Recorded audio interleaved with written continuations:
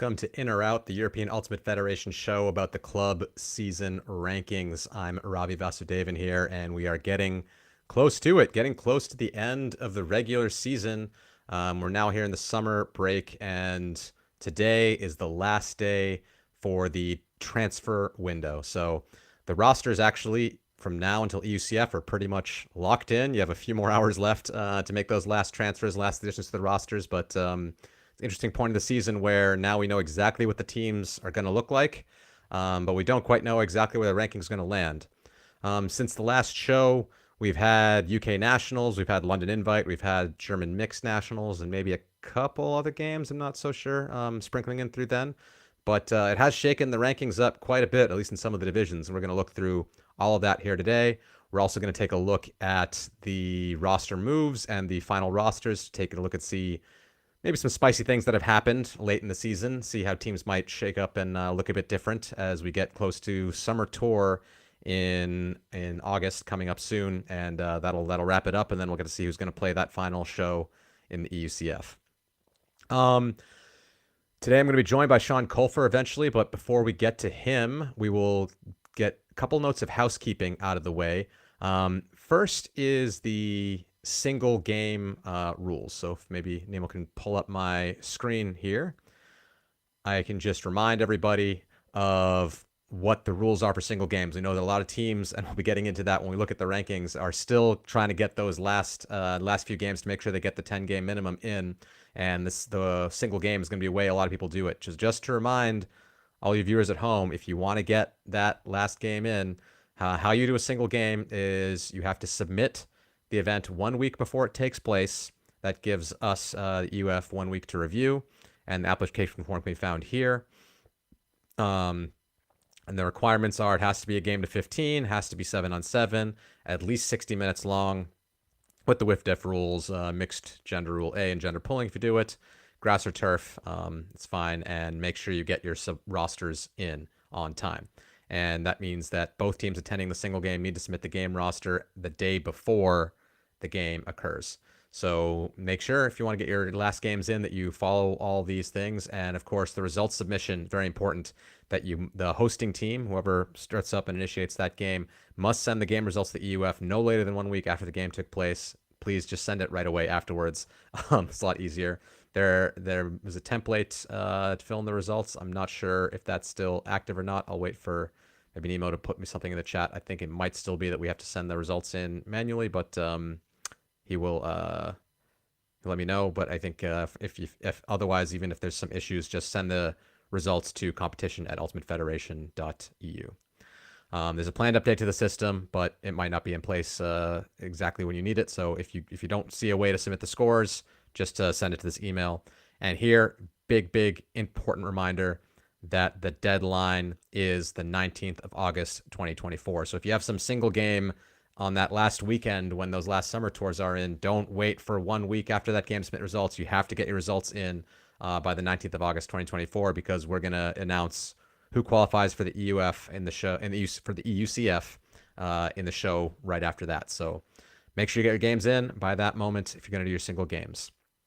Another bit of housekeeping. We have the form for feedback on the EUCS. We know that lots of people have been, some people love this new system. Some people don't like it that much. Some people have things to say about how we can improve it for coming years. We're definitely open to a lot of feedback. So QR code there. We already have 152 responses, so lots of interest in giving us feedback so we can make this season even better next year. There's a QR code on the screen. You can follow that, or I'm sure there'll be a link somewhere. Just follow the UF page. I'm sure you'll be able to find the link somewhere else if you can't follow that QR code. So there's that. And one more thing I wanted to shout out is that the games on Solid Sport from the first half of the season, all the Spring Tour events and the Elite Invite games, they're all now free to watch. So you can go to live.ultimatefederation.eu and log in, and you can watch all the games from the beginning half of the season now. And you'll still need to get a subscription if you want to watch the Summer Tour and UCF live later on this season. So I think that does it for housekeeping. So I'll bring in my guest, Sean Colfer. He is the European editor of UltiWorlds, taking up my old job, and host of the Eurozone podcast. also a GB mixed coach, so very heavily involved in the ultimate scene in Europe. And happy to come on today to talk a little bit about the European club season. Sean, how you doing? Yeah, we're delighted to be here. Looking forward to it. It's been a very interesting season, and after UK Nationals, I was commentating there. I'm sure there's gonna be some movement around to talk about as well. Yeah, how did that go? How's UK Nationals? How's the GB ultimate scene going?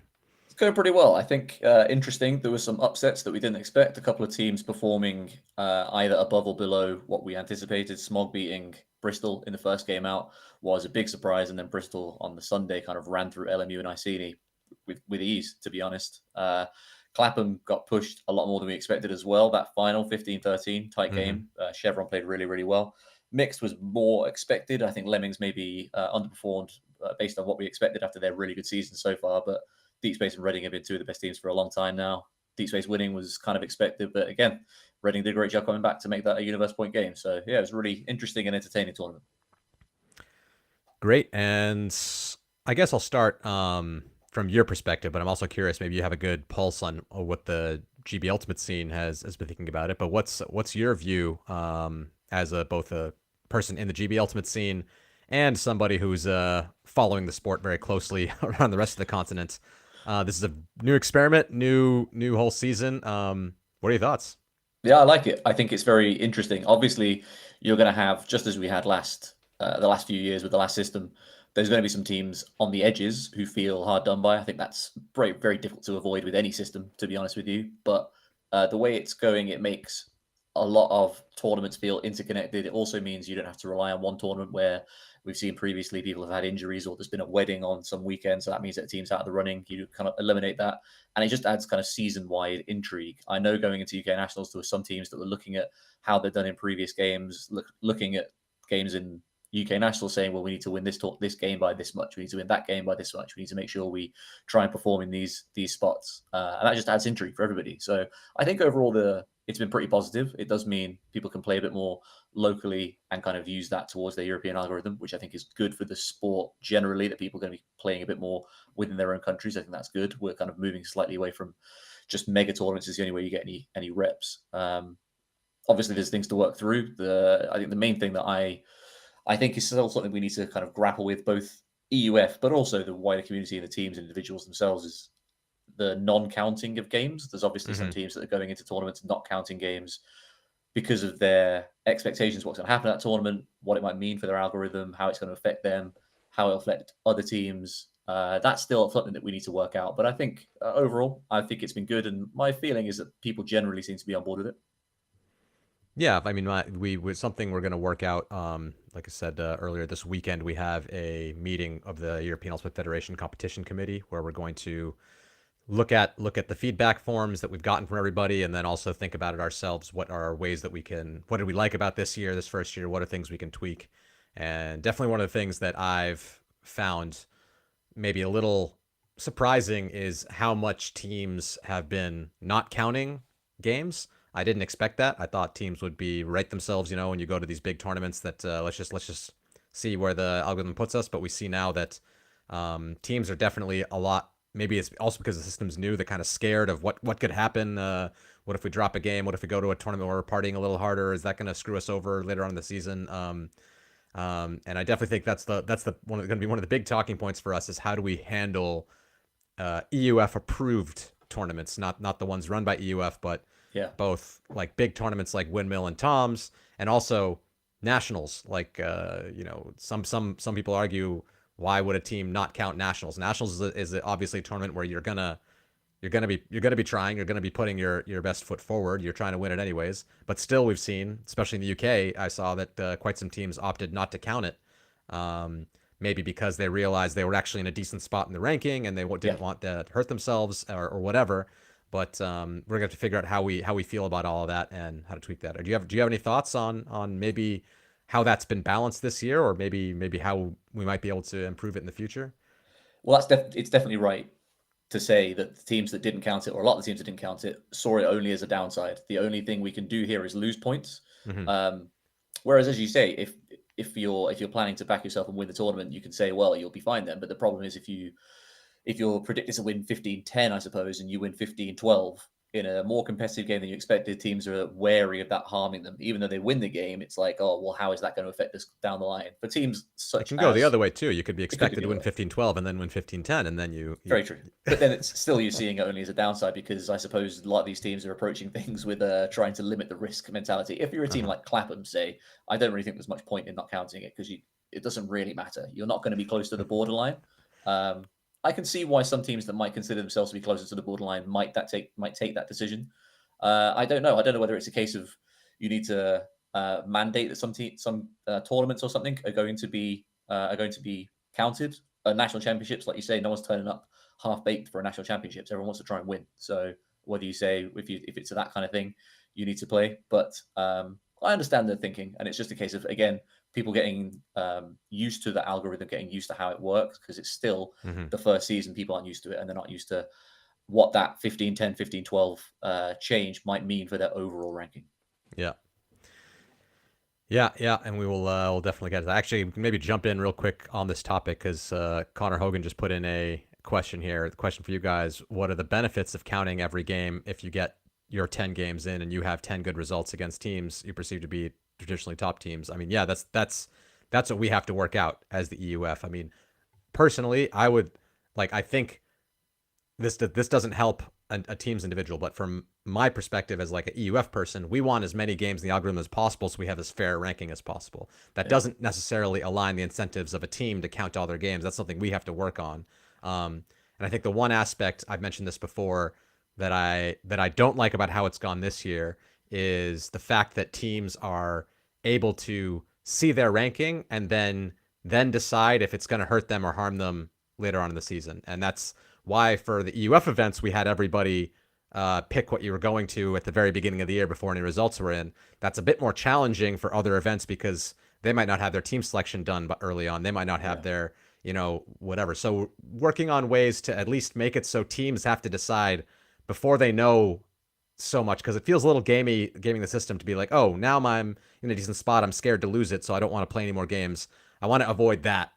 So maybe make the decision when there's a bit less known, rather than make the decision when you already feel like you're in a comfortable position. So we'll be working out those things in the future. I think the point that Dickers makes in the comments as well there about roster size limit is another thing that is going to factor in clearly. When Clapham and Chevron want to go to the national championships, or someone else. I mean, we've seen the German national championships where players have kind of moved across rosters and they don't want that to count towards EUF rankings. That I understand as well, that would clearly be a factor. You want to get some of your younger players, rookies maybe, I want to get them reps at nationals, give them a few points in the kind of games that you don't expect to be quite as competitive. Yeah, that makes sense as well. But I think there's a way to resolve that, to factor in the fact that you can get those people reps, but also that you can count some of those games as well, whether there's games against teams that aren't going to count. I don't know. There must be a way to do it. It can't be beyond our collective ability to figure that out. But yeah, it's a fair point of why teams would be counting them as well. Yeah, and we've heard in the feedback form already. I mean, probably after the weekend, maybe I'll do another show just at some point, just describing what we changed and why, separate from looking at the rankings this year. But yeah, I am curious what Andrew Dick means there by roster size limits, though. I mean, I think the master roster doesn't really have a limit, and I know that there's an event limit of 26, but I don't know if Chevron and Clapham bring more than 26 guys to nationals. I don't know if that's the case, but yeah. Anyways, things we're gonna work out. Send us the feedback in the forums. And again, oh yeah, what I lost my train of thought there. What I originally saw in some of the feedback that we got, there are some teams that treat this like have totally different opinions on this. Some teams, forgetting the gaming the system part, that's something we want to avoid. But some teams we really like having the player EUF games. I go to 2 EUF tournaments, and then I want the rest of my season to be a little less pressure. I want my season to, when I go to Tom's and Windmill, I want to be able to throw out different lines, not worry about every point for every ranking. And then some other people said, no, we really want every game to count, and we think it's ludicrous that we go to Tom's, we play against a team that's their full roster doesn't count. So we've gotten the whole spectrum of opinions on this, and of course you're not going to be able to please everybody, but yeah, we're going to have to work through that. So I'm seeing here now that apparently for UK Nationals, teams are asked they're happy to play with 26-person rosters or 28-person rosters, and UKU has a roster limit of 28. So that's why if people want to bring those extra 2 players, it might have. So that's something I didn't know. I didn't know about that. So I mean, I'm not sure. I think we took the 26 limit. I believe that's what it is for WIF-DIF events. But I think if other national federations tell us they'd rather have 28, like I don't think we'd be super opposed to that. It wasn't like a super compelling reason. So we'll work through that. I don't want it. I don't want it to be that a team can't, count their nationals because the roster limits are different than the other one. So we'll see if we can talk about that also in the coming week. And Clapham did bring 28. Yeah, they're a team that would. I mean, they'll probably bring whatever the limit was. Yeah. Any other thoughts on it and how it's been like following it as a fan, like as someone who's trying to talk about the sport throughout the season? I mean, what's been that must be, I mean, I know when I was covering Ultimate, you had to kind of make up stories for these tournaments coming in, but now you really have something to look at. Yeah. You have this ranking. You have to actually see how's that been. It's been good, and also mid-game, you've got another thing to talk about mid-game, because if you've got a game between two teams that are both in the mix for it, it's like, well, this game is supposed to be 15-11, and it's 13-8. So we're getting to that point now where both teams are going to have to score some points to get this up to what it needs to be for them. So it gives you storylines going through the season, which has been very good, very useful. The matchup thing is great, very handy. But yeah, it gives you things to talk about during a game as well. So from a narrative perspective, it's been excellent. Yeah. It like I say, adds another element of complexity. I think the other thing as well is it's really factored in quickly. People have, back in the day, people were like, oh yeah, we'll see what they look like come Euros qualifying or something. Pretty quickly, everyone's like, yeah, well, they're looking pretty good in the algorithm. Let's see what they can do there. Like it factors into people's lexicon pretty quickly, and that's been cool as well. And how's your sense been on the over on the island? Does it seem like I know it might be, I don't know if it's easier or harder for GB teams to play with other European teams. And I think right now, the way the tour events have gone, I think we've had some kind of isolated tours where it's been mainly GB and Ireland playing together in some of the tours, but they've been some connectivity through Elite Invite and other stuff. Do you have a sense of how people feel about the season structure? That before they only had to do UK Nats and now they kind of have to do these other tournaments. And it seems like, we'll get into the summer tour previews later, but there are some tournaments that are like duplicate of the top of UK Nats that are going to happen again in a couple of weeks after it just happened. I think there's a difference between the teams at the very top and the teams kind of a little lower down. The teams at the very top are full of players who this year are playing a lot of national team stuff. So they're going abroad with national teams. They're obviously going to Australia in many cases.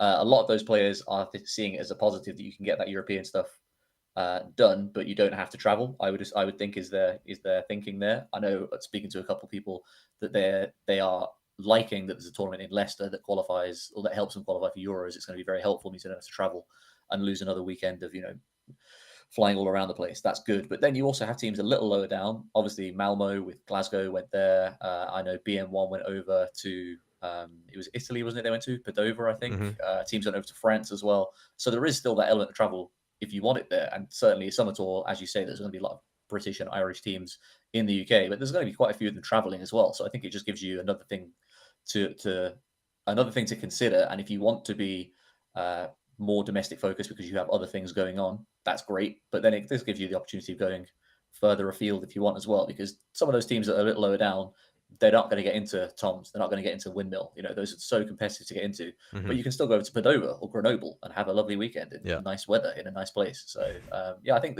it gives benefits to both sides of it. Yeah. All right. Well, I think that's enough chit chat. Why don't we start digging into some of these rankings? So I'll pull up my screen now, and we'll start in the mixed division, which has been absolutely wild. I think, like I said, since the last show, there was only really UK nationals and German mixed nationals, which didn't have that many games, but they have thrown the rankings all over the place.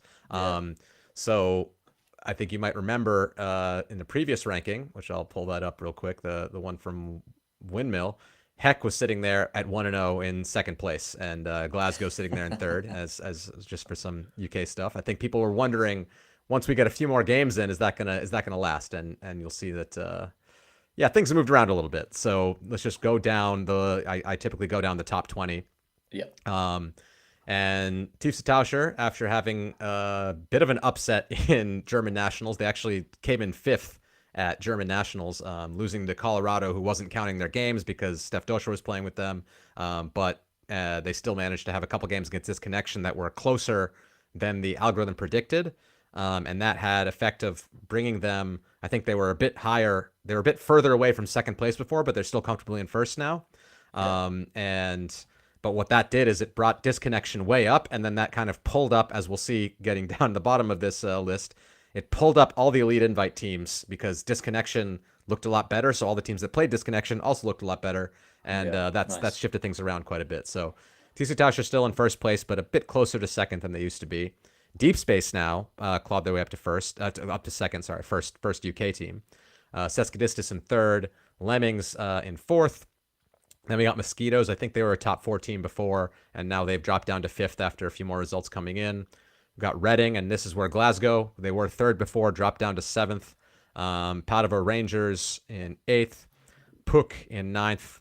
Pelt sitting there, Irish team in 10th. Then Disconnection, as I said, got themselves pulled up into 11th.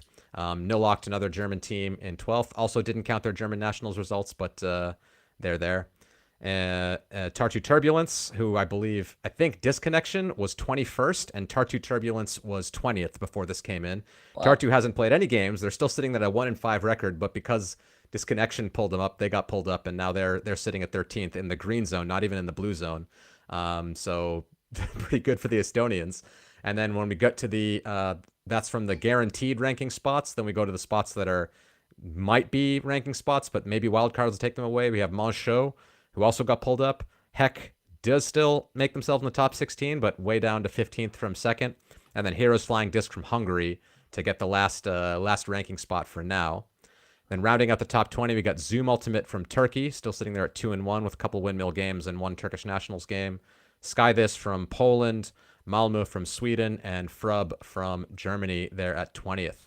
So what are your first thoughts just looking at this set of rankings? Does this look a little bit more like what you expected after what we saw before with Heck at second?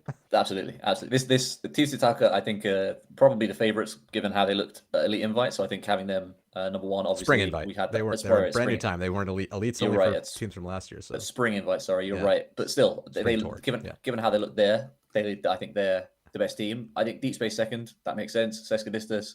Lemmings at fourth. Obviously, Lemmings lost to Reading in sixth at UK Nationals, but given how Lemmings played at Elite Invite, winning that tournament again makes sense to me having them there. Mosquitoes, I think it's a little bit of a surprise still that they're so high up. I wonder how that'll go for the rest of the season. Glasgow going down to seventh. We'll see how it goes in the summer tour events, but I wouldn't expect them to remain in seventh. To be honest, we'll see how it goes. But given how they played against other teams, I mean, Heck have beaten them. I think they came seventh at UK Nationals, so we'll see how the rest of their games go. But I wouldn't expect to stay there in seventh. But also, there's a couple of disconnection coming all the way up from fairly low down. Tartu coming up from fairly low down. They're both good teams. They're both talented teams. It doesn't surprise me they're coming back into the running, but to come back into the running without playing a game is just a fun quirk of the system.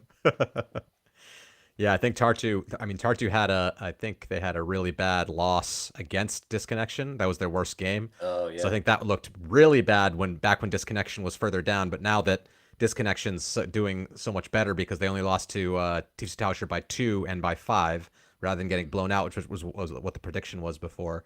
This game doesn't look so bad. It's still pretty bad. It's a negative 460 game, but it doesn't look so bad after things got moved up. And the rest of their games, they played quite close with all the top teams. So you look at the rest of their games; they're clearly not a bad team. They had one poor performance, but the rest of those games, they're a talented team. I mean, Deep Space. I mean, they're all losses. They're all losses, but those are all good teams. Losing to good teams is it. The system does not punish you that much for losing to a good team when it's close, right?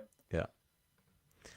Hogan's asking, Steph not playing for Colorado for the season then? No, Steph is on the bad skid roster for the UCS.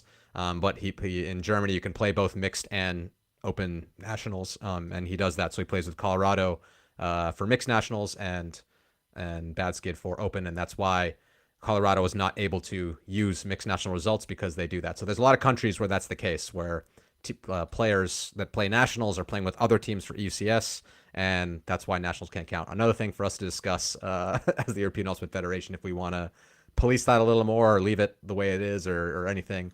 Because, I mean, I think some people would argue that this should be an extension of the national championships. So should we be requiring teams to count nationals, or should we allow? We've decided to go with as much flexibility as possible the first year, and we'll discuss how how things go in the second year.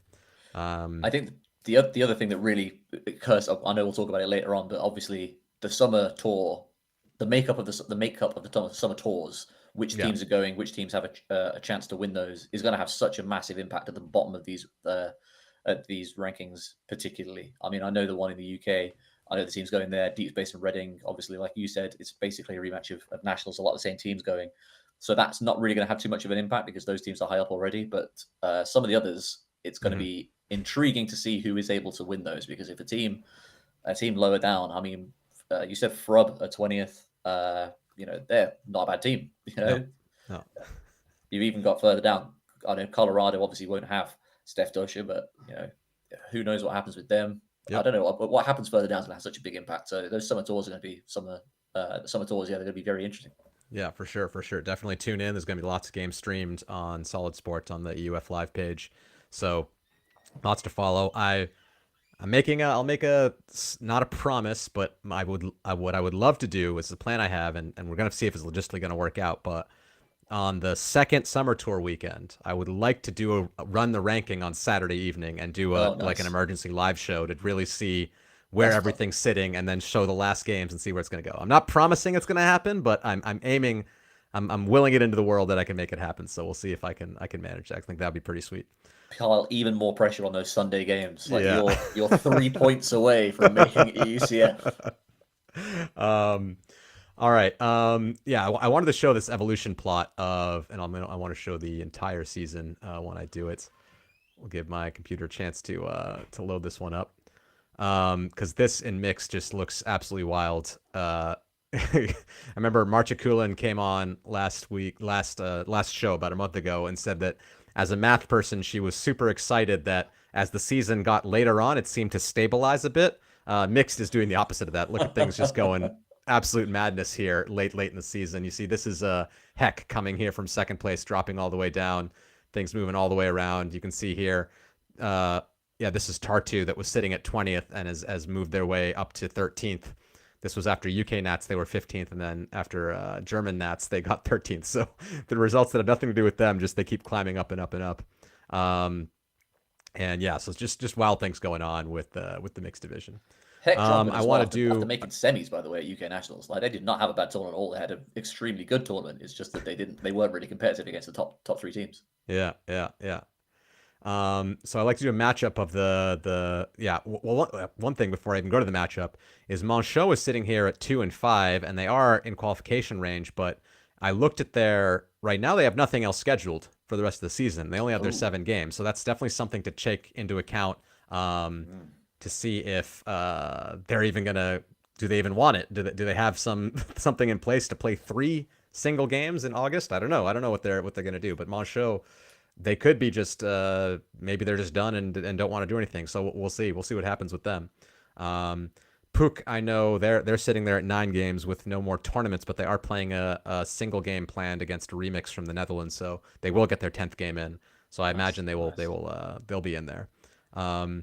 But anyways, I do like to look at the matchups on margin. So first, this green versus blue cutoffs. For those who don't know, the green ranking bids are guaranteed in. So like if you get 13th, you'll be fine.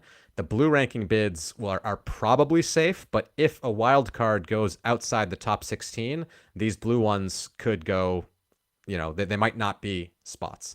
Now, there's always an argument, can you really win a wild card and not get in the top 16? Well, mathematically, it's possible, but we'll have to see. So that's why we keep this difference here. So Tartu versus Monchaux. Just have a quick look here. Let's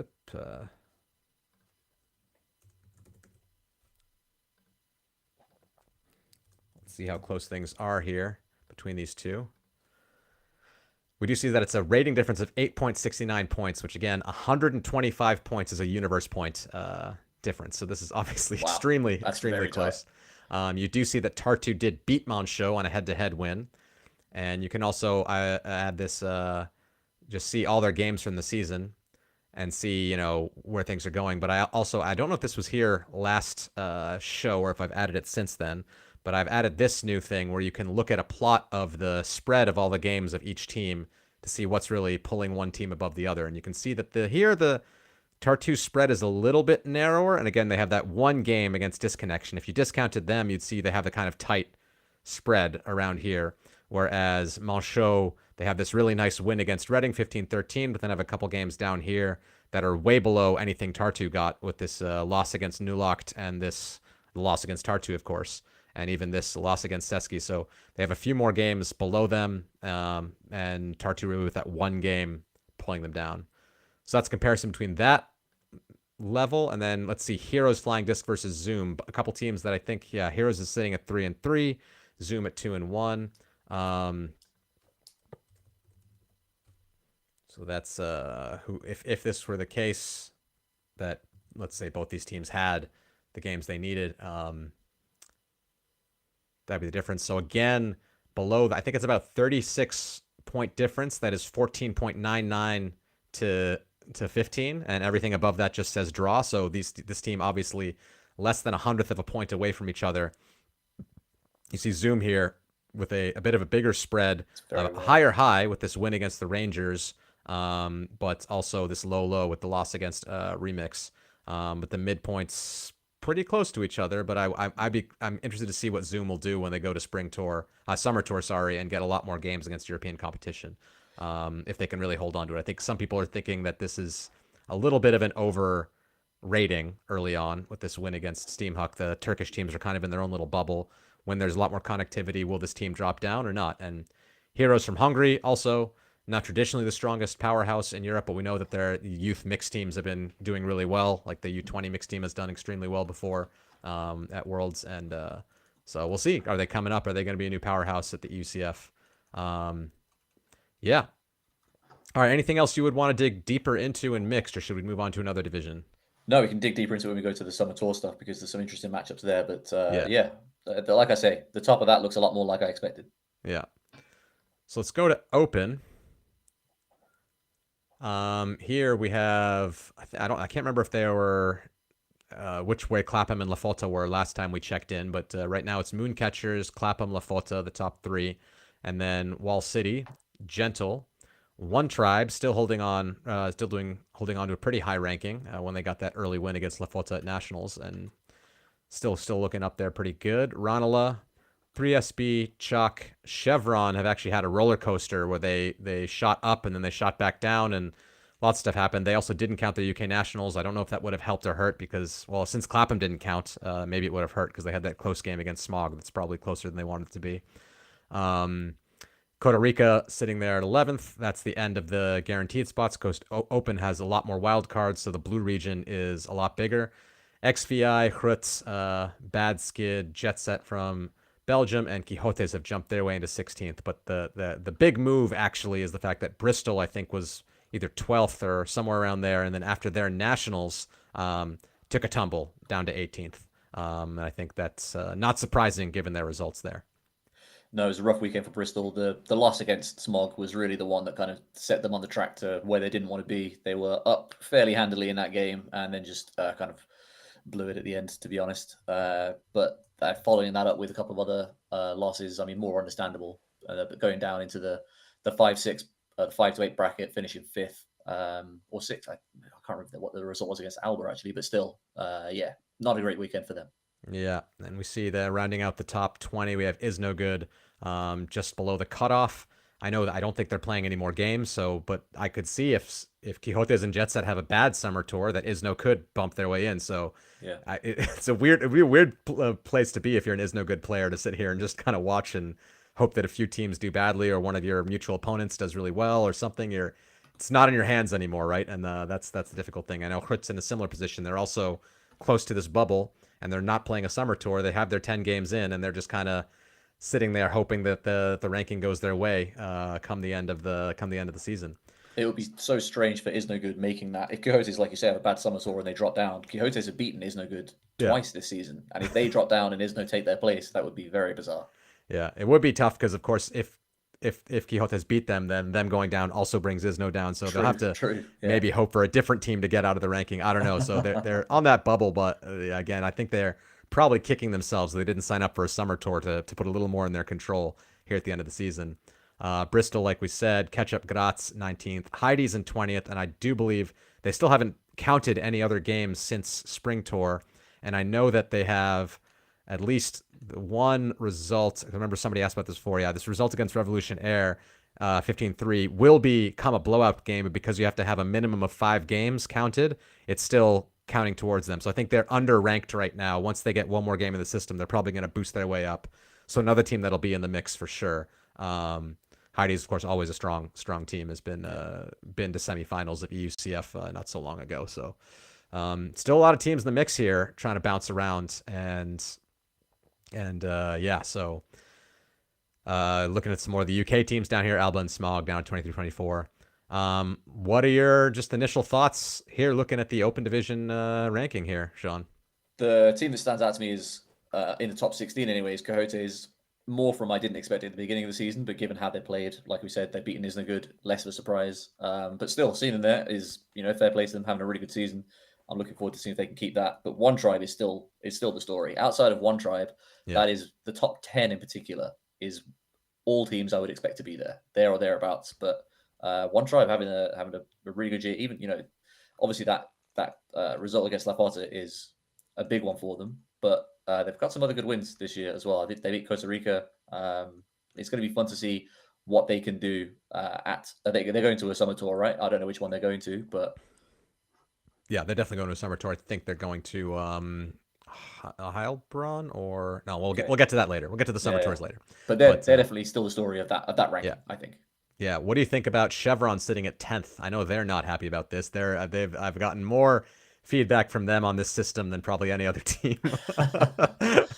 They're a tough one because in the early games, like you mentioned earlier, they were 14-12 down against Smog and had to score the last 2 points of that game to win it. So in the early going at Nationals, it looked like if they were to get back to the final against Clapham, it was going to be tough sledding for them. And then in the final, they were fantastic, 15-13 loss. Yeah. Obviously, they would have preferred to win that game, but that's nothing to sneeze at. So, and I think that's the case if you look at their results here, you can see that they have quite a big spread of score. So you can see like UK Nationals, the only game. Sorry, this is regionals. Again, they didn't count Nationals. Chevy didn't count Nationals at all. But they have this one game against Alba that is that's pulling them up a little bit, and then here you do see the progression of the season. So you see, I think this is a lead invite, still a pretty decent spread, but then here at Tom's Tourney they didn't do that well. They have this game 14-10 lost to La Fota, and just beating Is No Good, who again, like we said, is not doing super well, just beating them by 1. Not the best results. So yeah, a big spread from this loss to this win over here. And that's putting them where they are. It's kind of the nature of it a little bit in the Open Division, where there are a lot of pretty strong teams. I mean, Chevron, I think, are better than 10th. When we get to EUCF, I'm sure they'll be there, and I'm sure they'll finish better than 10th. That'll be a dangerous 3 seed to have in your pool if that's exactly. But then the teams above them are all, there's no bad teams there. We'll see obviously what happens with One Tribe for the rest of the season, but I wouldn't say that any of the teams ahead of them is an absolutely ridiculous joke. They're all talented teams. Yeah. So yeah, the level in Europe is just getting high, and that's what it is. Okay, let's see how the evolution of this one looks like. That's still the mixed division that's showing up right now, so give my computer a chance to respond. Here we see some teams that were like, what's this? Uprising Ultimate. If all the teams that they were top 15 before Elite Invite, and then they've dropped all the way down to 40th. But if you look a bit more, zoom into this region, I think you'll see it's a lot more stable than the mixed division was. You can see here there's some crossover. What is it? 3SB and Chevron. So Chevron was up here and 3SB was down here, and for some reason after some results they've swapped places around chalk. And Bristol is the one big mover, I think. Aside from that, everything looks quite stable actually. Yeah, the top teams again all pretty similar. I wouldn't expect too much movement in those top teams as well. Like there's a couple of teams outside that top 16 that would certainly have a chance, but I wouldn't expect to see a huge amount of movement in the top 8, other than maybe One Tribe. But outside of them, I don't see much movement happening really. Well, we'll see. We'll see what Spring Tour has to offer. Let's take a look at the matchups on the edge. So we've got Costa Rica Grandes versus XVI. XVI doing pretty. That's pretty huge for XVI. Have they been to EUCF before? I don't recall them going to EUCF before. I'm not sure. This might be a first for them, but definitely having had a good season, had a good spring tour, and riding some of those results as much as possible. So here we have again a rating difference of 14.82, very very close expected draw. So probably any one extra point for one of these teams probably would have put them over the edge. What is that Uh, loss for XVI? Here's this loss to Chalk 13-7 at Oof. I think that was a spring tour loss. That one's the one that's Yeah. killing them. If they didn't have that, Yeah. they'd Yeah. be up here, clumped up here. Um, yeah, and Costa Rica also big spread team. So we'll see how they played a lot of games and they have here's the win over Ranela, and lost to Jet Set 14-11. So they're also all over the place in terms of rankings. And I'm not sure if they're playing a summer tour or not. We'll get into that in a bit. But already has a lot of data, but very, very high variance team. I think they won Italian nationals, I believe. I know it was them versus one tribe in the final. The La Foda split squads both got beat in the semis. So um, another really good team from Rimini, and I think they'll be up there. I mean, I played against them at Tom's. Very strong team, very athletic, very good with the disc, very Yeah. young. Yeah. Um, Good team to see. Been building really well last few years. But there's going to be some teams that don't make it and open that are really good. Like you look at the massive spread there for Costa Rica, and one of them is a pretty narrow win over Ranela, and one of them is a pretty narrow loss to Jet Set. And Ranela and Jet Set are both good. So Yeah, the fact that the two results that are not that far apart are so far apart in the rankings just yeah, shows you the parity really. yeah. I think 14-11, like in this ranking algorithm, isn't considered that close. So like a 3 point difference. I mean, it's but and this is a 3 point win. So yeah, that can be a huge swing. Those extra points can really matter a lot. So that's why you got Yeah. to keep fighting for every point when you're playing these games for the ranking. What's the other cutoff? I believe that was Is No Good versus Quixotes. As again we mentioned, Is No Good I think is done. They're not doing anything else this season, so they're kind of locked in. And there, I also want to look at because you mentioned the games that they had with each other, but take a quick look here. You do see that Is No Good has a clump of pretty good games up here, beating Monkey 15-8, beating Smashed 14-6. Like a lot of their best wins are big wins against, let's say, not really UCF qualifying teams. They here have a loss to Chevy 10-11, also pretty decent for them, and a loss to Chalk 10-11. Kyoto seem to have higher highs. That's a huge variance. Yeah, much higher highs here, and they've got one of their highest highs is the win against Disneygood 13-8. That's their best game. Very They true. also beat Krut 11-8. I know that's a result that's definitely helping them out because I think Krut actually looking pretty decent this year. Yeah. And what's this game down here? Yeah, Los Quixotes. It's Quixotes. oftentimes when you compare two Yeah. teams that it's one team's best game is the other team's Yeah. Yeah. worst game. That makes a lot of sense. And look at the history between these two teams. You said they played each other twice. Once Quixotes won on Universe, and the other one Quixotes won 13-8. So just a slight 20-point difference between these two teams, and I think Quixotes will really want to make sure they're grinding for every point. They must have a lot of pressure on themselves going into Summer Tour because they could definitely see themselves knocking themselves out of this position because that's just a 20-point gap. Yeah. It's So very, very small. you That's got to what, hold on like to you that. said, a They couple should be points. looking at their Yeah. expected scores on each game and making sure that they at least match that, and hopefully do a bit better. Um, yeah. Anything else you want to look at in this open division? Just with the matchup comparison, there's another question from Dickers in the comments there about Clapham County Nationals. So Alba had a pretty bad weekend as well, along the same lines as Bristol. The loss to Smash D in their first game really killed them. But then they had a really good game against Clapham and pushed them really close. So that was 15-12. Obviously, with the expected score there being 15-9, I would imagine it's Yeah. not helping them enormously, but it's helping them. Yeah. Yeah. So that would have been like if you look at Alba. So let's see, a 15-12. Let's see where Alba was. The ratings 373. The ratings -20. They're 285 points away from the cutoff. Probably one more game. Let's say it was something. Yeah, one more game that would have been a decent shout like 15-12 game against Clapham. Probably wouldn't move them 285 points up in the ranking, but it would have definitely pushed them up a little bit. And yeah, I don't know that they would have gotten to quite. So this is the safe ranking if you include the potential bids. So just getting top 16, then it's 143 points swing. That's Would have been pretty close. maybe, but Yeah. it's only one game out of all these that gets added. Yeah, yeah, So yeah.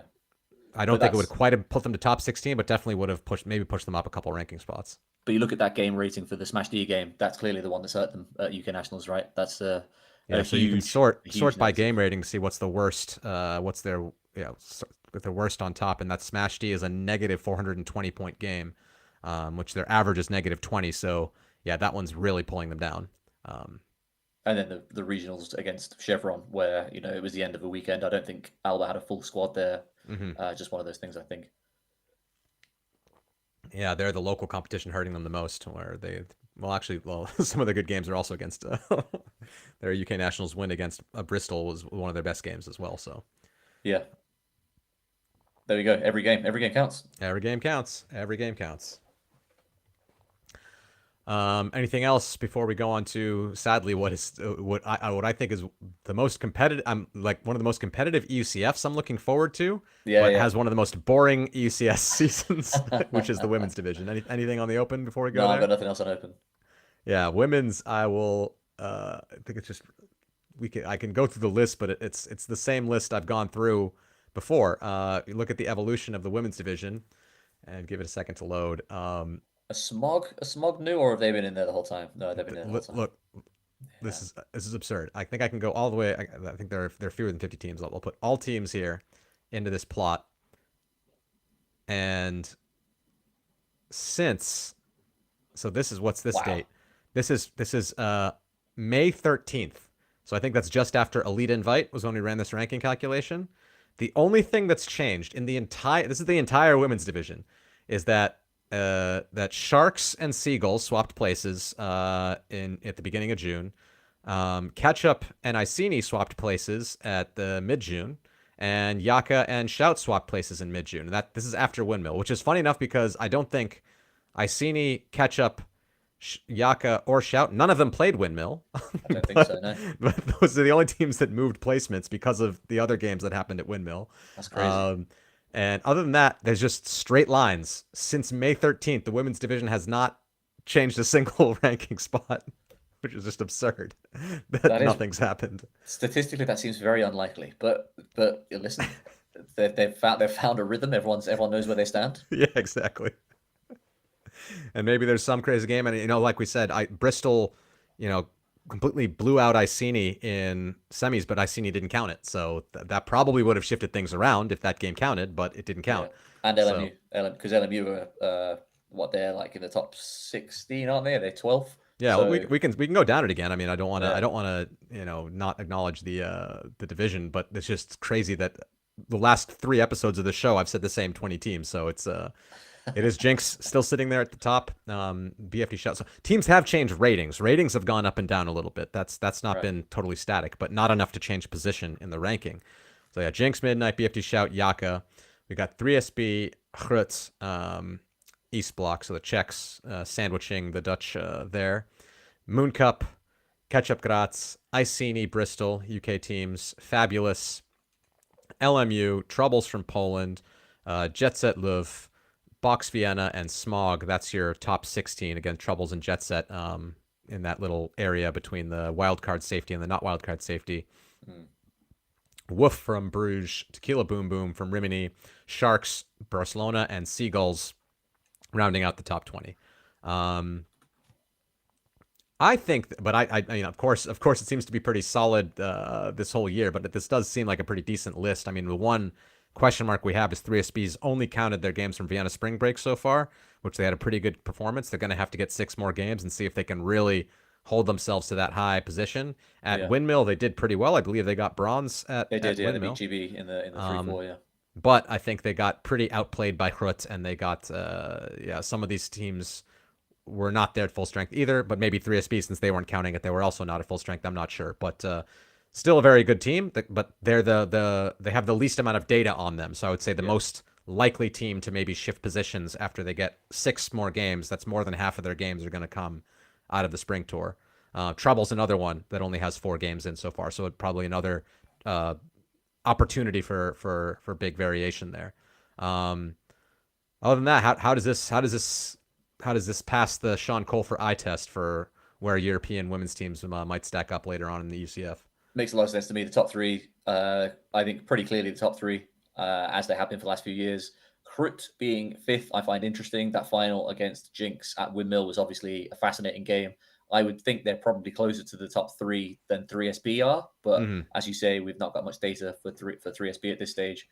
But 3SB again, they'll be a top eight team. Pretty confident of that, given how they played at Windmill. Iceni and Bristol, very interesting seeing them both so close, given the results we've seen more recently. I don't know whether that is Bristol played brilliantly and their game plan completely took Iceni out of what they wanted to do. Yeah. I don't know whether after some adjustments from Iceni, whether that would be closer again. It was very close in Spring Tour. So that's another interesting one. And then LMU, I haven't spoken to them to be fair, but they haven't gone to Euros before, I don't think. So I'd be interested to know what their status is there. Hmm. Um, the other one that is out of the top 20, but I'm interested in seeing how they do at Summer Tour is Gravity, who, they're EUCF semi-finalists, bronze medalists in the not too distant past. So Hmm. very interested to see how they do, whether we've seen plenty of times that Gravity have brought kind of developmental teams and haven't been at full strength. So if they are able to go to a tournament, Summer Tour at closest to full strength, wouldn't put it past them winning something by any stretch. So while it's been very static, I think teams like Gravity, teams like Seagulls, team Tequila Boom Boom could have another. They've got some players that are extremely talented. So another team that could have a good tournament and potentially boost themselves up. But the top, like I say, the top three, probably the top eight, I think are bang on point. To be honest with you, Hmm. I think there's a lot of, much like other divisions, eventually the good teams are going to win out in a system like this. You add a Yeah. few more data points to 3SB, it might get a bit more realistic, but this, looks pretty on track to me. Yeah, I think that's gonna, and I'm very excited to, if you look at these top eight teams, and even going 9 and 10, I think Iceni Yeah. and Bristol have been playing better later in the season than they did earlier. So I think that there will be there. To me, like I said, I agree with you that there seems to be a top four, and I'm putting Krutz kind of in that Yeah, I don't set of blame you. top four. But none of those teams are safe in a single game against the likes of 3SB, East Block, Moon Cup, Ketchup, Iceni, Bristol. I think that any of those teams could win a quarterfinal. So when we get to that quarter, I think from maybe even pre-quarters on, but definitely quarters on in the women's Yeah. division at UCF, it's going to be super exciting and great games. And if we do, even if there are some lightning and but we do end up with that top four of Hrut, Yaka, Shout, and Midnight, which are kind of like these super teams right now. That semis finals is just going to be insane. Yeah, that's So bonkers. They're all so good, and they've all added, yeah, out of country stars very yeah. smartly. They're all very very good. Yeah, I think a lot of people have a lot of opinions on what's happened to the top of the women's Well, division on that, but that's the way it works right that's the now. way it is. That's the way it is, and they've all added very good players, and they're integrating them really nicely, and they're Yeah, very fun to watch. So yeah. So we'll be having a good time watching. Let's take a look at, yeah, we looked at the evolution already. Wasn't much to say, but maybe something's gotten a little closer at some of the matchups of the limits. So we had Troubles and Love for the first matchup there. Um,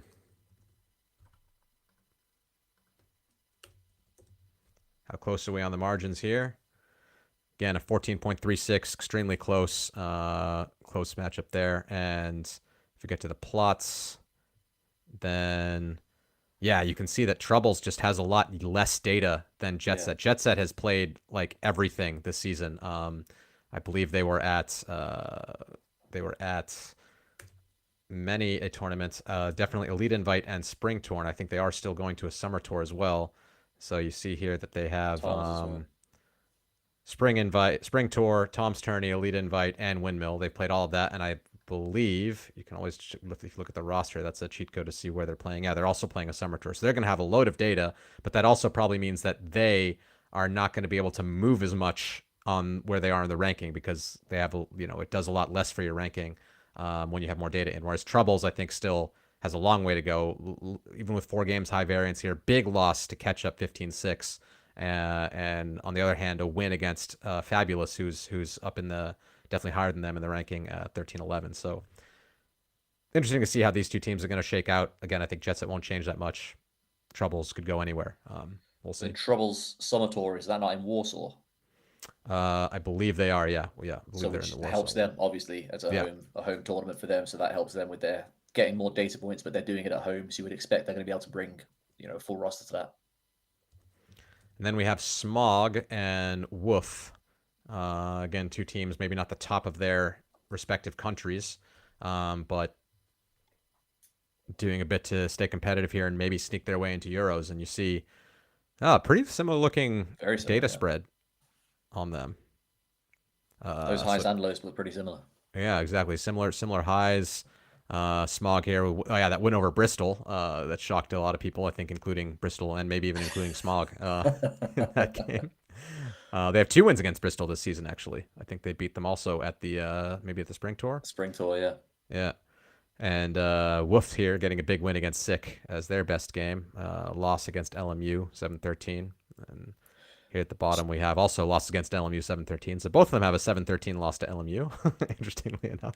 Smogs was at UK Nationals, wasn't it? That was a surprise. I thought that game would, if they did lose to LMU, I would have expected to be closer at UK Nationals. Yeah, 13-7 in the semi. Yeah. That was a surprise. So Wolf's big win is against Sick, but then Sick are lower down in the ranking. So surprise, 15-7. All right, that explains that. Okay. Yeah, it's a So big it win. surprises me that it helps them that much. Yeah. Big wins do help. Yeah. It's like you can get up to 600-point swing compared to like 500-point swing of like beating on Universe versus crushing them. So Whereas Smog had a loss to Sick at spring tour, which yeah. was again very surprising at the time, and I imagine has really damaged them in the rankings. Yeah. All right, so like I said, your women's division going to be an awesome EUCF. Not so exciting season so far, very locked in since May. We'll see how Summer Tour shakes things up. And we'll take a look at Summer Tour in a bit. But before we get there, I wanted to just look a little bit because today is the end of the transfer window. That means that after today, and there are still 3 more hours, I believe, that it's open. But I think this is really cool because previously teams were still like making trades and doing stuff after regionals to bolster them. I know that like Jet Set got Steven Chang and Andrew Spalholtz at the last Alex Spalholtz at the last UCF. Some sexy players moved around. Yeah, players moving around. Yeah, when they don't qualify. Now you can't just like if your team doesn't get in, you can't go unless you make the trade earlier in the season. You have to gamble. And I know like we'll talk about one of them, Luca Bouchon, who is on Is No Good, has transferred to Gentle, and I wonder if Is No Good make it in, how they're going to feel about that if they do manage to make it in. You need a graphic. So it's Sky Sports in the UK on football transfer deadline day. They had this graphic of like this thing closing, like slamming shut like this. So, like, boom. We need something like that for this transfer deadline. Yeah, so we're still a couple hours out, but I want to pull up just on the graphic here some of the people that are transferred around. And the text is a little small there. Sorry, if people watching this on your phone, you might not be able to read it. But do you have anything anything that you see here? I see Spalholtz, who made the transfer last year to Jet Set, has gone from the Big Easy to the Mosquitoes team. Maybe seeing a little bit more possibilities there.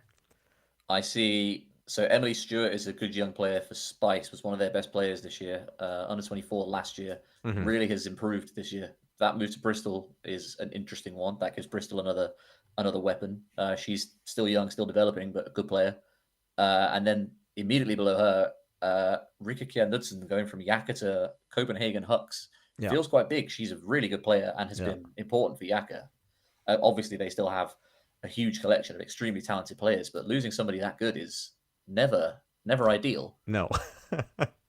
I wonder what the story. I mean, obviously Rick is Danish and maybe just deciding that wants to play Summer Tour with Hucks. I don't even know if Copenhagen Hucks have any other games in the system yet, so I don't think they could even be contending for EUCF. But yeah, you can't move back, so it's not like she can go play Summer Tour and then join Jaka back up for EUCF. That's not allowed. So curious what the story is there. Another Danish move, Kirsta Sverka, who's been a big player for previously Ragnarok, now KFK, has made the move to Jet Set. So Jet Set still trying to pull in some international. They're having a few, aren't they? Yeah, from the Big Easy, from Armada, and there's also you're allowed 3, so they've done all their 3 at once here. Big Easy is just going just selling all their players. Seems like there's not a limit for how many players can leave a team, and Big Easy is all the Big Easy players taking advantage of that. Got to balance the books, comply with PSR. Yeah. Has Lorenzo Pavan moved to Germany? I have no clue. I talked to a friend of That mine looks. who's on Tipsy Tauscher, and he said some stuff. I'm not sure exactly what that move's about. I'm a little disappointed because the Padova Rangers have been doing well, and I would They have. assume that he was a leading force for that team. Yeah, Um, that's a big move. yeah, qualifying. I mean, they look like they're in good spot to qualify for Euros, and then abandoning your team to go play with the big dog. I don't know. It's an Yeah. interesting move. I wonder what the Rangers think about that. And Um, then also Moon Cup getting another good player to add to their depth, because the thing with Moon Cup over the last few years has been that the top of their roster is really, really good, but do they have the depth to compete yeah, all the way through? And adding Bernier is a nice move. yeah. And then in addition to this graphic, I also took a look at the latest some roster add-ons. Now remember, add-ons are people that weren't on a previous team, but we looked at like the roster system, who's been adding themselves late. I didn't put the whole list for this show, but I pulled up a couple that were interesting to me. Nemo, can you pull that graphic up? So I think a few of these are not surprising. Elliot Bonet on Chalk, Toby DeCrana Oh, on Gentle. So I mean that is the teams they traditionally play for, but since they've been playing in the U.S., at least their names are on the rosters now, so they could play ECF. Doesn't necessarily mean they definitely will, but they're on the wow. roster. Lasse Hogan has joined Disconnection. I'm not sure he's played with them before. I know he's of course played for Erdfrekel before. Very top German national team player for many many years. So we'll add some firepower to Disconnection, who's already done quite well after their close losses to TFC Tauscher in German nationals. Um, the big one I think that maybe people had no idea about is Sarah Juklund joining Krut. Toby Mine coming back from retirement, playing Costa Rica Grandes.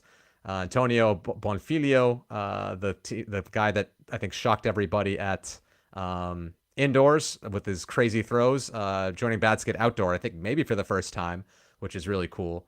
Alva Angegar for catch up, Barbara Bondi, which is like a player that is timeless if she's still able to play now on Tequila Boom Boom.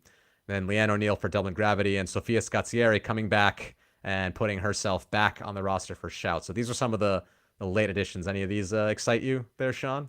They're all interesting. Good to see Sofia Scazzieri back. Obviously, congratulations to her after she had a child, so that's nice to see. Toby Yeah, Mine, do they live in did the Mine, or is he from Rimini? I have I no thought he was clue. a Bologna guy. Yeah, he's played for Lafotza before. I know Bruno Mine played for Crocoli back in like 2014. Oh, I didn't know that. That period.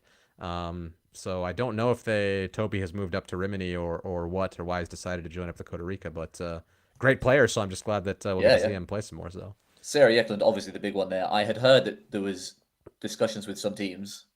hmm So joining Groot is big. Big. The other thing, I suppose, with Groot is going to be: are they hanging on to all the players they've had up to this point? We know they've brought in some players from outside of the Netherlands who've been very useful, very good for them. But someone like Fiona Murner, I thought was a one-time thing at Tom's, and then decided to play at Windmill. Now, do we know if Fiona's playing at a UCF if they make it? I mean, Sarah Eklund would be an amazing addition for literally any team in the yeah, world, not just in Europe. So that is pretty big for Cruz. If they can yeah. keep everyone together they've had so far, they immediately with that addition, you already said they're in the top four, and I agree they're definitely in the shout of being in the top four. They immediately become a top level competitor. Those four teams have become even closer if with Sarah on hmm route. Yeah, and Eklund, of course, played for Jinx, so has maybe some good intel for them to help them. It's always interesting to take on a previous team, especially when they're both in that top tier. And teams will need everything they can to get a little bit of an edge against Jinx. I'm sure, Sarah given will surely help out the coaching staff of Hrut to know a bit more of their secrets so they can challenge them. given how much Ian French likes controlling the controllables, I'm sure he's pulling his hair out about that one. Yeah, yeah, yeah. He's there in the chat, so he's definitely Oh, I watching the show. know. All right, I think we'll close the show out looking at the summer tours and just what's going to happen. What are the matchups we're going to watch? Um, I believe is the Birmingham one that is coming up on August 3rd, Yeah, that's mixed. Yeah. and this is mixed. And this is just basically a rehashing of UK nationals. It looks like. Yeah, Oxford didn't qualify, but Yeah. outside of that, yeah, that is basically UK nationals. Okay. So that'll be that's yeah, that'll be one to check out. What do you think this could do, like results here could do to the rankings? I know that BN1 had a few injuries, and we're hoping to be a bubble team in.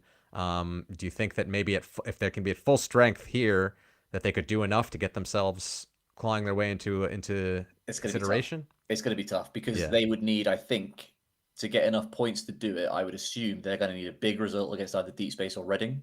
yeah, Uh, that's not Obviously, easy. this is just before, say just, it's a few weeks before people are going to be flying over to Australia for Worlds. So maybe Deep Space and Reading are missing some players for that reason. Yeah, But I would think BM1 need a big result against a big team. And I don't necessarily think, even at full strength, they've really got enough for that. So I'd hey, be surprised. I'd be Glasgow in surprised. the rankings are still a big team. Now, Glasgow, this is definitely going to push them down. I mean, we saw at UK Nationals, they lost on sudden death to Thundering Herd.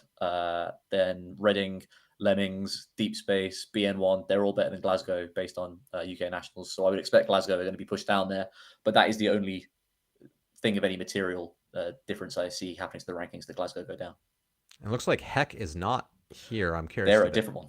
They're going to another one. Okay, so they're getting out. They're getting out. Yeah. They're going abroad. Again, go and see Europe, Yeah, it's Why not? supposed to be a European club Yeah. season, and no teams from outside the UK decided to step in. Pelt not deciding to even come over. It looks Did like. they have enough games already? Or maybe they're going somewhere. No, actually, I think they're going somewhere else as well. Well, let's take a look. So, okay, Here I we just go. want to check real quick. BN1, where are they to the cutoff? If we include the potential, yeah, they're still 168 points out. That's not totally insurmountable. If like you said, those Deep Space and Reading teams are a little depleted, maybe, but it'd be hard. That I mean, is an if as well. they're That is they're an if. they're of course not the only team looking to better their situation either. So the other teams they have to contend with the rest of Europe. But yeah, aside from that, you expect Glasgow to maybe take a hit here, Yes. but we'll see. Yeah. We will see. Lemmings, of course, sitting pretty. They don't really care. They can just do whatever they want. They have their wild card. They can they can lose all their games if they want. Though, I don't think they'd want to do no, they that, don't want to, of but course. Yeah, but I mean, they have a lot less pressure on them, and of course, yes. than the rest. Whereas Deep Space, and Reading probably also doing well enough that they don't need to worry about things. So we'll see. Next summer tour would be Freiburg. So this will be on the 17th. This is later on, and here we've got Colorado, Padova Rangers, Disconnection, Fireball from Turkey. Heck is going down to Germany. Nuloct, Remix, Seskidistis from France. The Owls, TC Tauscher, we'll get to see them again. Wiener Mischung from Vienna and Zoom from Turkey. So a lot more flags here at this tournament, Sean, Yeah. More than the last Metropolitan. one. Yeah. I mean, this is going to be interesting. Zoom, I think, really need to perform well here, given that they're so close. They're on the bubble, kind of, and Yeah. I think there's a few teams here that could knock them off. The big thing to think about with this one, I said that the last one is kind of the beginning of August, so we'll see what happens with some of the players going to Worlds. This is basically the week before people are going to be flying. People are Mm-hmm. going to be flying in like the mid 20s of August. So teams like Team Sitalka, I mean, they don't have loads of players on the German national teams, but they have at least some important ones on the German national team. I'm sure Yeah. the others do as well. So we'll see what some of those really good teams look like, the teams that are high up in the rankings. Team like Disconnections come back into it. They definitely have some German national team players. So it's going to be interesting to see what each of these teams looks like, whether they're representative of what they've looked like in the rest of the year. So this could be pretty impactful, I think. And Heck looked good at UK Nationals. They played well. They looked like a well-drilled team. I wouldn't put it past them to kind of at least get close to some teams that people don't expect them to get close to and push themselves up the rankings there, which ironically would help Glasgow a bit. But yeah, that's going to be an interesting tournament. Yeah, and I got a note here from Felix just to note that we made a mistake in our system. Frub should be here, not Fireball. So we'll be Oh, Frub in here. who were just outside the rankings as well, so it could play a bit of Yeah, a spoiler if teams are missing yeah. players. And I think, yeah, like you said, especially with that national team thing, Seskidistis. I mean, Galanslot plays every. I think he never doesn't play anything, No, so he'll be here for sure. But how he's got to have his mind a little bit on Worlds, but he has to do well here. I think Remix is not so far from the cutoff. A lot of teams close to the bubble are going to be here. If I'm on one of those bubble teams, like if I'm playing against a team like Zoom, that's that's a game I'm going to take. Like you want to crush a absolutely. team like that, Yeah, that'll help definitely. pump yourself up. So there's Yeah. going to be a lot of games, a lot of targets on their back. Definitely one to check out here. Things could shape up anyway. I do think TC Taucher Seski, the other thing I like to look at for these summer tours is, do you think there's a chance that a team outside the top 16 wins a wild card? I think here, when you've got TC Taucher, Not really. Seski, Even Rangers, disconnection. disconnection, Yeah, I don't see it happening. I think that agreed. I think this Yeah, wild card is safe in the top 16. Let's put it yeah, I that way. agree. I agree. The With the last last one one as as well. well with Deep Yeah, Space and Reading, I assume so. Yeah. it's going to be one of them. So, Or um, listen, it could be Lemmings again, but it's the same yeah, thing. yeah, yeah. So then we have the last summer tour in the mixed division, which is Warsaw. They're actually Heroes Flying Disc, who we mentioned is also close to the bubble. Flow Wrocław, who we haven't seen for a while, but they have traditionally been a strong team in Europe, but I think they're in a bit of a rebuilding situation. Malmö Mosquitoes, who are very high in the rankings, out. Pelt, they have decided to come to also Pielt. travel Yeah. somewhere else. Savage Ultimate, Skydis Warsaw, a couple of other Polish teams, Steam Huck, and Tartu Turbulence. So another very diverse thing, which we like to see at European tournaments in terms of flags.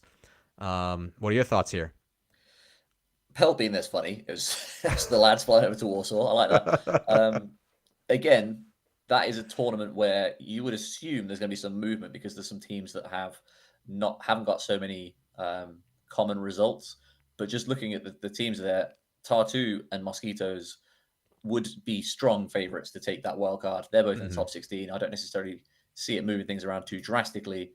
Well, Tartu just got moved into the top six. They were sitting in True, top true. 20 before, but yeah, so they still have a way to climb. They're 13th. I could see them climbing, like Yeah, moving well, much higher in the top if 16. they Let's beat say, Mosquitoes, which is definitely within the roles of possibility. yeah.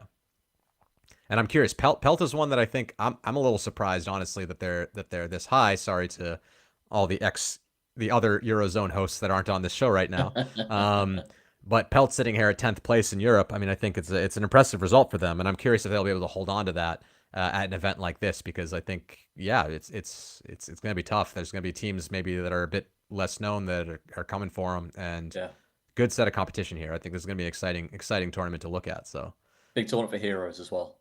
Yeah, Right on the exactly. bottom. Heroes sitting Yeah, there just above the cutoff, yeah. and yes, if we get that Heroes Zoom game, we have to get it on stream, right? Like you have to have the bubble match to They're see Zoom which. different ones, aren't they? Zoomer in Germany. Oh, sorry, it's there was another.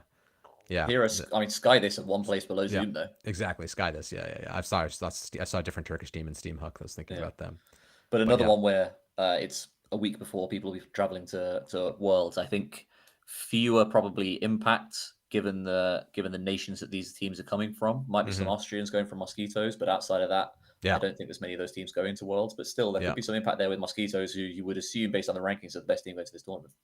yeah. Yeah, Mosquito's getting Spalholz. We'll see. But I've heard he's not so healthy right now, so maybe not be able to play there quite yet. Maybe just making it back for UCF, but we'll see. Um, but I did mention Heroes versus Steamhuck. Actually, still, because Zoom is on the bubble and they're so linked to Steamhuck with very few results, Yeah, yeah. if they can crush Steamhuck, that could pull Zoom away from the bubble. So that's still another one they probably want to take pretty seriously. Um, yeah. All right. Anything else from these last summer tours? Let's move on to Open, I think. Yeah, let's move on. Interesting. It's going to be very interesting in mixed around that bubble in particular. Yeah, this is going to take a little while because Open has a lot of summer tours. 5 of them. Yeah. Yeah. So, yeah, we'll start in Malmö, which is the one early, August 3rd. We've got Aarhus, Frisbees, Hardfish, KFK, Örebro, Otso Piru, and Ranelagh. I think Piru, I don't think we've seen anything out of them yet this season. Otso had a couple games um, at Windmill, but I think they're not very established in the rankings yet. Other than that, maybe not the strongest group. I would think that Ranelagh has a lot to lose here. I think they really have to come out strong because Yeah. though on the one hand they have a lot to lose. On the other hand, you could say they might have an easy shot at a wild card. So even if they hurt their ranking by not winning by enough, they could just secure their spot in True. through a wild card. But KFK, you can never count out Okay. KFK. That's the team I was going to say. Yeah. Like they've not had a great season up to this point. They're lower down in the rankings than you would probably expect them to be. We've seen them at Euros so many times, but you can't count them out. They've got a lot of talented players. Yeah. Even KFUM have got some decent players, but you would expect that Randall going to this tournament. They're the strong favourites here.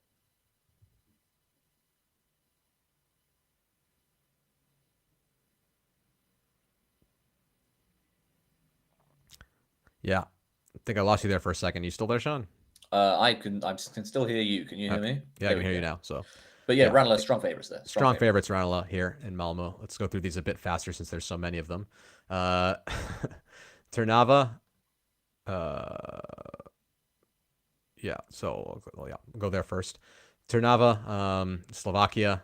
Here we got 3SB, Armada, Ketchup Graz, Forward, Outseaters, Wrocław, Terrible Monkeys, Uprising. Looks to me like, yeah, I think 3SB, again, have a kind of soft schedule. I mean, Yeah. Forward are a decent team. Ketchup Graz have been okay at Vienna Spring Break, but I think 3SB, I think, did Graz beat them in the final? But it was like a 3SB split squad. I think that was what happened, but I think 3SB at full strength should manage to hold this one pretty well. Don't really see any other team. Maybe Graz if they can notch it up one level can challenge them, but I don't see it. I don't see it. yeah. I think this is 3SB. Yeah. Yeah. John Dock in the chat saying 3SB will sell their wild card if anyone wants to pay 2,000. That's a high fee. It is. Well, it's got to pay those poker blinds somehow, I suppose. Yeah, not much else to talk about in this one. Let's go to the top of the alphabetical order. Summer Tour Chambéry. In France, we got Blackbird, Flying Angels Burn, Jet Set, Monkey, One Tribe, and Quixotes. So Jet Set and Quixotes bubble teams, definitely going to be interesting to see how they come out of this one. Yeah. Monkey actually had a decent spring tour, but have not done so well since then, and a bit further out than you would think. And the question is, can One Tribe? I think that Yeah. these teams are like, if I'm a team like Jets and Quixotes, I'll have my One Tribe game penciled in as like we have to do everything we Absolutely. can Throw to. everything at that game for sure. Yeah. One Tribe really gonna have a target on their backs here, and considering the rankings, you would expect them to go in as favourites. I don't think they do go in as favourites. I think Jet Set are probably, in my mind, the favourite for that tournament. But that one's going to be one where One Tribe they've got to really prove that they deserve to be where they are, because those teams are going to throw everything at them. Yeah, and Fab has had a pretty disappointing season, but they've had decent results every now and then, and they're still, a very storied program, very far outside the ranking. If something slips up and if they could level up just a little bit for this tournament, maybe I could see this a possibility of somebody outside the top 16 winning a wild card. Maybe, but But then given how they looked a little earlier in the season, I'd be surprised, to be honest. exactly, they would have to be. It would have to be like they look totally different than earlier in the True. season, and that's Yeah. like one where at least they have the name right Yeah. Yeah. Yeah. that Yeah. Yeah. has it behind them. But no, I still think I back One Tribe. I've seen their results. I don't think it was just that one game. They look very strong. From what I've heard, the youth in Bologna are the like good youth are flocking towards them. So I do think they'll probably win this one out. And I think the game to watch is Jet Set Quixotes though. When those two teams play each other, they both gonna be fighting really hard to see if they can pull one up on the other one, and maybe push one of them out. Not the biggest tournament, but a lot riding on that one. Yeah, yeah, yeah. Heilbronn, I think quite a bit bigger. Actually, not that big. But yeah, Schwaben, Arstudendi, Bad Skid, Franken, Free Speed, Gentle, Heidi's, Panthers, and Wall City. Very German heavy. We got three non-German teams in on this one. Couple top teams in here: Gentle, Wall City, Yeah. Bad Skid. I think hasn't had they are in the top 16 now, but haven't been doing as well as I think they would have liked. We talked about Heidi's as well. Yeah, yeah. And Panthers Burn, or I think they're now called Rat Track or something. They changed their name or Oh, whatever. did they? But they were Panthers Burn when they signed up for the season, so I think in our system they'll continue to be that. Decent team as well. Good young talent. And I think it was the final was them in Free Speed in the Swiss Championships. This is Wall City, right? I mean, if Wall City don't win this, I'd be very surprised. Yeah. It really does depend, I Well, suppose, what Gentle look like, because again, this is another one that's happening a week before Worlds. How many yeah. of those Belgian lads are going to be around? Same with the Wall City guys though. I suppose that's true. I suppose well, that's true. a lot of the Wall City guys are on the mixed or open team, and I'm really curious about Heidi's. I think if can Heidi's come in, level up, and they've got a lot to push for, whereas Wall City's in a bit more of a comfortable position in the ranking. So maybe Heidi's will want it a little more because that's a team that I think they're underseeded right now. I would not be shocked to see them getting into the top 16 by the end of the season and sneak a win here.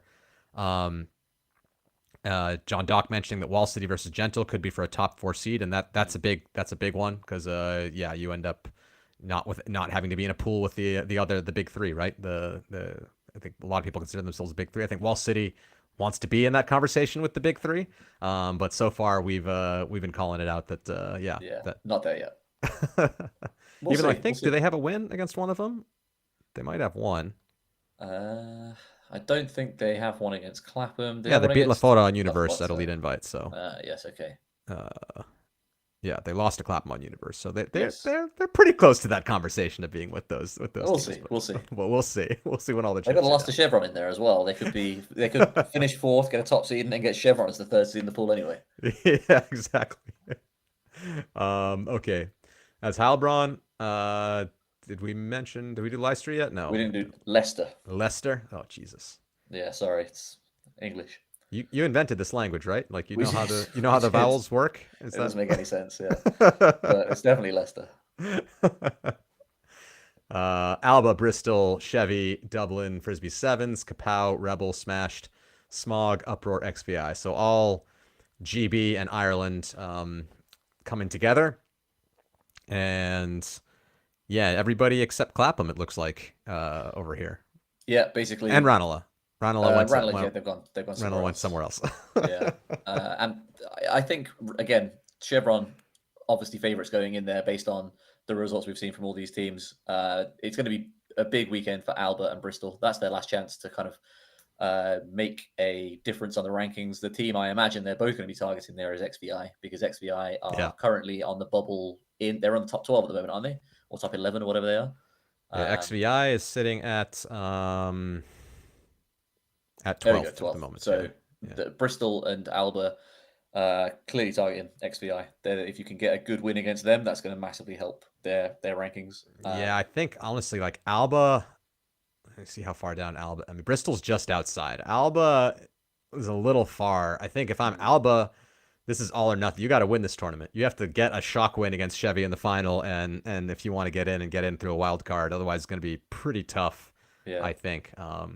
Smog And there as well. Like they're in the same kind of yeah, realm, I suppose. They're another one. If they have a shock win here, they could make it in, but they're just below Alba, but pretty yeah, close. basically the same 7 point difference. That's basically Yeah, the same rating. So both teams going in with the same. Though Alba has now just one more game. They both have 10 and 11 games each. So yeah, but that one, realistically, as I say, you'd expect Chevron to win that one, and if they do, I think that means there'll not be a huge amount of impact on the standings unless Alba, Bristol, Smog can pull out something, pretty unexpected. yeah. The rest here, I think that yeah, XVI they got to have a big weekend. Yeah, The teams that are really have pressure on their backs: XVI, Bristol, and Alba. Is Bristol women playing on this weekend? I don't think it's that weekend, is it? Because Bristol women are playing in, uh, is it Nottingham? Okay. Have we haven't done the women yet? We The haven't done summer the women tours. yet. Okay, we'll get there because one thing that actually somebody noted in one of our chats was that Bristol Open had a really terrible weekend, but was missing probably a lot of Molly Wedge as a coach that weekend, and I wonder if that had any impact on their abilities to do well. And I don't know here if she's going to come out and coach the boys, and maybe that'll help them. Seems to do a lot. What they seem to do a lot better when she's full force coaching. Molly was in and out. I think she was there on Saturday though, when they lost to Smog. I think she Mm-hmm. was there, if my memory serves me correctly. But Yeah, obviously, having a coach would definitely be helpful. yeah. But of course, couldn't have her full focus on coaching as she was True, also true. Yeah, playing. So um, I'm not sure what type of coach she is in terms of whether it's just like more of an emotional, more strategic coach. But yeah, won't be there. All right, I think that was all the summer tours yep. for Open. So we'll wrap things up with women's here and go to the summer. We'll start with Malmo since it's the earliest one. There we have Aarhus, Atletico, Copenhagen Hucks, Dublin Gravity, Seagulls, Smog. Now, this one I think I see going one way, which is going to be weird, in that I would predict Atletico to win this and then not use their bid because they didn't get their 10 games in. This is the only thing they were able to do. They didn't have the money to do any other European tournaments. There was no other local teams to play. They just said, sorry. They basically said, we can't go to the UCF, but we want to play the one tournament in Scandinavia that we can. Of course, Seagulls could win it, but yeah, Well, I think the most likely scenario is Atletico winning the wild card and it going away. I think this is the top four here are all in the right. I mean, to be fair, with Copenhagen adding players like Kian Knudsen, they could Yeah. be in the running as well. But Gravity could win this tournament. Smog finished fourth at UK Nationals, beat Bristol. Like they are not a bad team at Hmm. all. There's a few teams that could win here, and any of them winning would make the algorithm quite wonky, I think. Yeah. Because like Atletico doesn't have any other games in the system, so them winning's not going to change things too much Right. because they'll just shift them. Everybody will just be shifted around them. Yeah. But yeah, Gravity, could they come out and win? Do you know if Anya is in Europe right now? She, uh, I don't know, but last time I talked to her, I spoke to her at a time that would indicate she wasn't in America. So Okay. I don't know whether she's going to be there. I know she's obviously not going to Worlds. No Irish team's going to Australia, so there's no. Then again, this is earlier in August anyway. But no, I don't know. I don't know where she'll be at this stage. Hmm. Obviously, she's a huge part of that team, and if they Yeah. do have Anya available for this tournament, they very well could win this. Yeah. And they added Leanne O'Neill, so Yeah. back on the roster, so that'll be another bolster to them. We'll see. We'll see. You're calling to be more exciting. I've just seen Atletico, and I think if they're, especially after what they did to indoors, like if they come out, um, yeah, of course, it could go some other way. But I just think for some reason, like the storyline is drawing it to they're just going to come out, like smash it here, and be like, yeah, we probably could have won UCF. We just didn't have the money for it, and that's going to be their storyline. Just didn't fancy it. Yeah. I mean, they're a good team. Wouldn't be the most shocking thing in the world, but I think this one has the potential to be the most interesting one of All all of them. right. Let's go to Chambéry,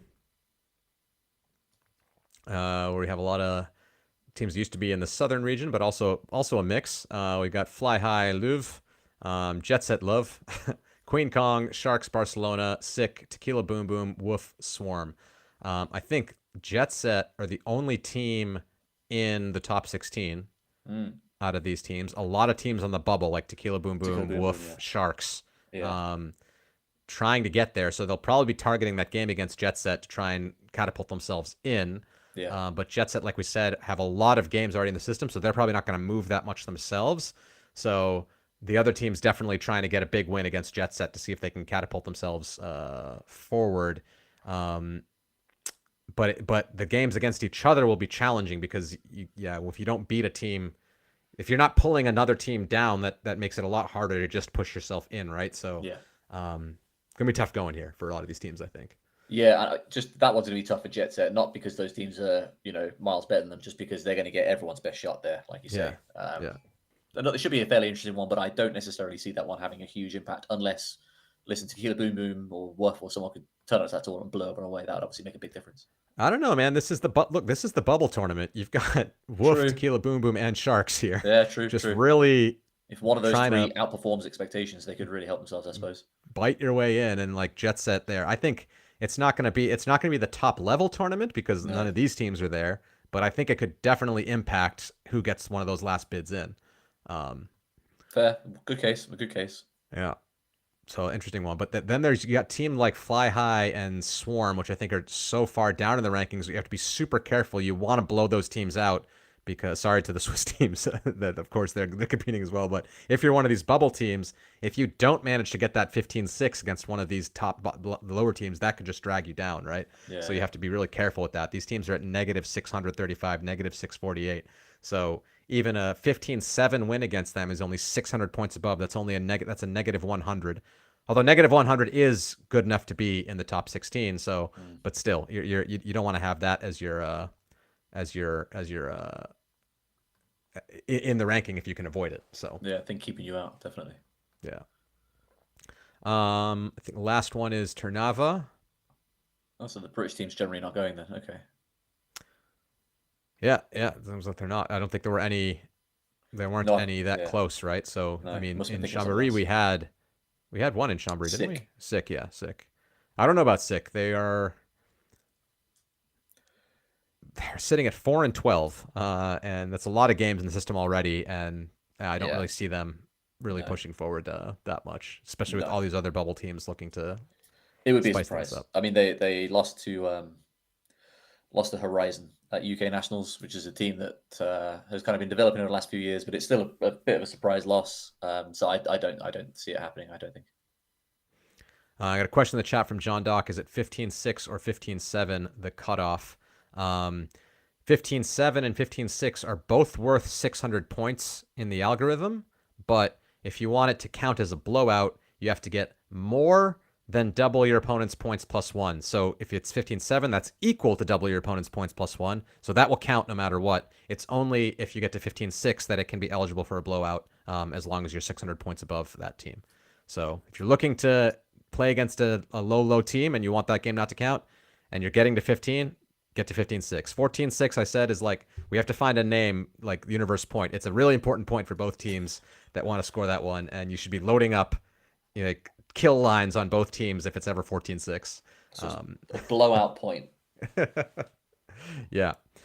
All right, so let's go to the last tournament in Trnava. And here we got 3SB, Box, East Block, Fabulous, Outseeders, Troubles. This is going to be a fun tournament. I think this will really be a proving ground for 3SB. Are you really that much above these other teams? East Block, of course, up there with them. Fabulous, also in the top 8, I believe, or in the top... no, they're at 11th, so they're also still pretty good. Still doing pretty well. Though, can they push themselves into being a top 8 team to get themselves a 2 seed? Troubles, as we said, only has 4 games in, but traditionally a pretty strong team, looking to prove themselves, claw their way up. Outseeders maybe a bit the odd one out, but Box also right on the bubble. So this is going to be This is gonna explain a lot in the rankings by the time all the dust is settled in this tournament. It definitely will. It's a big, considering that Box Troubles are 13th, Box are 15th. I think that it's big for both of them. If they can push 3SB, East Block, and Fabulous, who are all kind of pretty safely in the rankings there, it's going to be big for those 2 teams. So 5 of these 6 teams have got a lot of incentive to do well here. So it's going to be a very interesting one. Yeah, I think this one is has more chance of affecting kind of the higher up, and by higher up I mean like kind of top 6, top 8 than any of the others. It's going to be good. I mean, 3SB have been really good this season. I think they're going to be in a good position to win this one. But pretty much any of them other than Outseeders winning wouldn't be an enormous surprise. Yeah, East Block also, I think they started the season beating Shout, and like they're Elite Invite. They are a high variance team so far.